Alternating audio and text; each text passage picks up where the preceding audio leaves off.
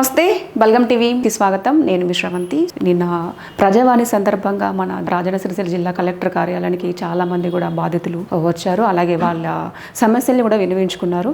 So ఒక్కసారి నిన్న ఎంతమంది వచ్చారు, ఎన్ని దరఖాస్తులు వచ్చినాయి, మరి అలాగే బాధితులు కూడా ఎలాంటి సమస్యలతో వచ్చారు అనేది ఒకసారి చూద్దాం. సో నిన్న కలెక్టరేట్లో వచ్చిన దరఖాస్తులు 144 దరఖాస్తులు అయితే వచ్చారు. సో ఒక్కసారి వార్తల్లోకి వెళ్తే, మేడం ఆదుకోండి, ప్రజావానికి బారులు తీరిన బాధితులు, అర్జీలు స్వీకరించిన కలెక్టర్ గరిమా అగర్వాల్ సకాలంలో పరిష్కరించాలని చెప్పేసి కూడా అధికారులకు ఆదేశించారు మన రాజన్న సిరిసిల్ల జిల్లా కలెక్టర్. సో చాలా మంది కూడా వివిధ రకాల కారణాలతో అయితే ప్రజావానికి అయితే వచ్చారు. క్షేత్ర స్థాయిలో పట్టించుకునే వారు లేక బాధితులు కలెక్టర్ బాట పడుతున్నారు. తమ సమస్యలను కలెక్టర్ గరిమా అగర్వాల్ దృష్టికి తీసుకెళ్తున్నారు. భూమి కబ్జా చేశారని ఒకరు, కొడుకులు పట్టించుకోవడం లేదని ఒకరు, పట్టించుకోవడం లేదని వృద్ధ దంపతులు, రైల్వే లైన్ లో నష్టపోయామని మరికొందరు, ఇలా తమ బాధలు చెప్పుకునేందుకు బారులు తీరారు. ప్రజావాణి దరఖాస్తులను సకాలంలో పరిష్కరించాలని కలెక్టర్ గరిమా అగర్వాల్ సూచించారు. కలెక్టరేట్ లో సోమవారం నిర్వహించిన ప్రజావాణిలో మొత్తం 144 దరఖాస్తులు అదనపు కలెక్టర్ గడ్డం నాగేష్, ట్రైనీ డిప్యూటీ కలెక్టర్ నిక్తా రెడ్డిలతో కలిసి స్వీకరించారు. ప్రజావానికి వచ్చిన దరఖాస్తులు పెండింగ్ లో పెట్టవద్దని, ఎప్పటికప్పుడు పరిష్కరించాలని అధికారులను ఆదేశించారు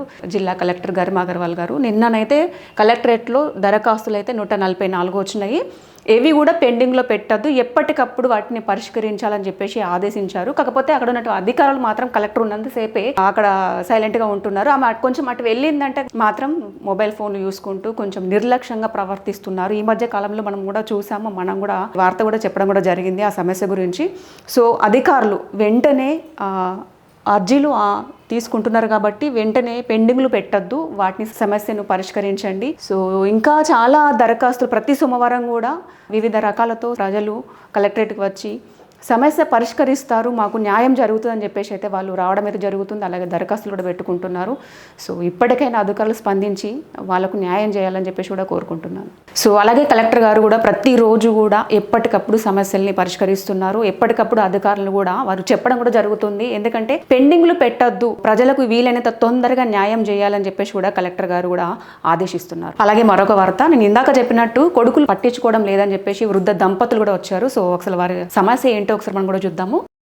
కొడుకులు పట్టించుకోవడం లేదు, మాకు 2 కొడుకులు, మాకు ఉన్న 4 ఎకరాల వ్యవసాయ భూమిని చెరో 2 ఎకరాలు ఇచ్చాను, మమ్మల్ని ఎవరు పట్టించుకోవడం లేదు, మాకు ఇప్పుడు చేతనైతే లేదు, పోషణ కోసం 1,00,000 వరకు అప్పు చేశాం, కొడుకులకు ఇచ్చి భూమిలో నుంచి 10 గుంటల చొప్పున అమ్ముకునేందుకు కొడుకులకు సంతకం చేయడం లేదు, ఎలాగైనా మా పోషణతో పాటు మాకు న్యాయం చేయండి అని చెప్పేసి చింద్రవేణి, బాలనర్సు, యశోద, పల్లిమక్త, కోనరాపేట నుంచి వచ్చి నిన్న కలెక్టర్ గారికి వారి సమస్యను విన్నవించుకున్నారు. 2 కొడుకులంట 4 ఎకరాల పొలం ఉంది, చెరో 2 ఎకరాలు ఇచ్చారంట. అయితే వాళ్ళు చూసుకోవడం లేదు, మమ్మల్ని పట్టించుకోవడం లేదు, వాళ్ళు చూసుకోకపోవడం వల్ల కూడా మాకు 1,00,000 వరకు అప్పు అయిపోయింది, కానీ అందులోంచి మేము కొంచెం వారికి ఇచ్చిన పొలంలోంచి అమ్ముకుందామంటే కూడా వాళ్ళు సంతకాలు పెట్టడం లేదు అని చెప్పేసి వారు ఆవేదన వ్యక్తం చేస్తున్నారు. సో ఇదండి, ఇలాంటి రకాల సమస్యలతో ప్రజావానికి వస్తున్నారు ఈ వృద్ధ దంపతులు. వాళ్ళకి ఇప్పుడు ఈ సమయంలో ఎవరు సహాయం చేస్తారు? కొడుకులే కదా, వాళ్ళని కని పెంచిరు, ఇంత పెద్దవాళ్ళని చేసిరు. అలాగే వాళ్ళు 2 కొడుకులు ఉన్నారని చెప్పేసి వాళ్ళ కోసము చిన్నప్పటి నుంచి కని పెంచి పెద్ద చేసి వాళ్ళు వృద్ధులోకి రావాలని చెప్పేసి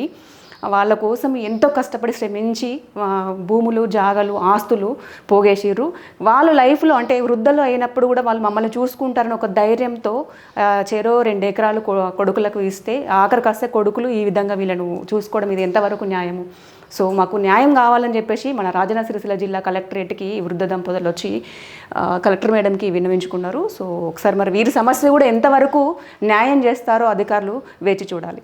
సో అలాగే మరొక వార్త, మన రాజన్న సిరిసిల్ల జిల్లాలో రేషన్ డీలర్లను భర్తీ చేయాలి. సిరిసిల్ల డివిజన్లో 2024 రేషన్ దుకాణాలను నోటిఫికేషన్ వేశారు. మేము దరఖాస్తు చేసుకుని ఎక్కువ మార్కులు వచ్చాయి. అప్పటి ఆర్డీఓ రాజకీయ నాయకుల అనుచరులకు మాత్రమే దుకాణాలు కేటాయించారు. ఈ విషయమై కోర్టుకు వెళ్ళగా ఏ నోటిఫికేషన్ రద్దు చేయాలని కోర్టు ఆదేశాలు ఇచ్చింది. అయినా రద్దు చేయడం లేదు. కొంత నోటిఫికేషన్ ఇచ్చి రేషన్ దుకాణంలో ఖాళీలను భర్తీ చేయాలని చెప్పేసి సిరిసిల్ల రేషన్ దుకాణాల అభ్యర్థులు కూడా నిన్న కలెక్టర్ మేడం గారికి వినతి పత్రం అయితే అందజేశారు. సో ఈ సమస్య కూడా ఎంతవరకు న్యాయం జరుగుతుందో కూడా వేచి చూడాలి.